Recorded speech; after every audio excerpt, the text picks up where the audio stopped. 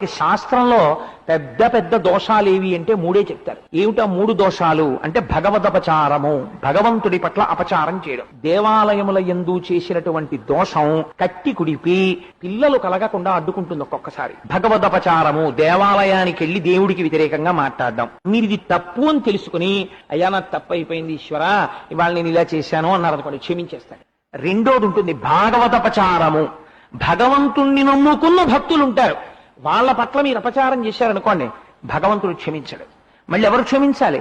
మళ్ళీ భాగవతులే క్షమించాలి, భక్తులు క్షమించాలి తప్ప భగవంతుడు వచ్చి జోక్యం చేసుకోడు. మూడోదేది అసహ్యాపచారము, గురువుల పట్ల చేసేటటువంటి అపచారం. అది ఒక జన్మ కాదు, కొన్ని కోట్ల జన్మలు పట్టుకు పీడిచ్చేస్తుంది. దీన్ని ఈశ్వరుడు కాదు కదా ఎవ్వరూ తీయలేరు. అందుకని గురువు పట్ల మాత్రం ఎన్నడూ అపచారము చేయవద్దు అని శాస్త్రం హెచ్చరిక చేస్తుంది.